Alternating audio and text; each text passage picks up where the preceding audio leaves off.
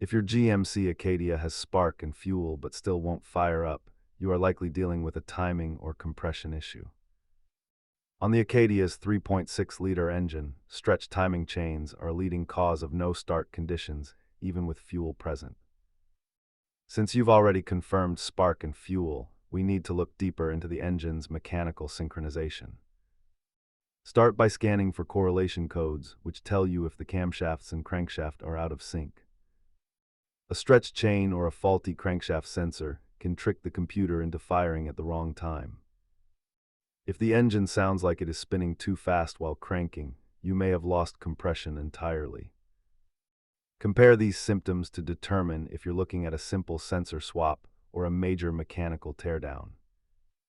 While sensors are affordable, a full timing chain replacement is a labor-intensive job that can cost over $2,000. Performing a compression test is the definitive way to see if your engine's internal health is the problem.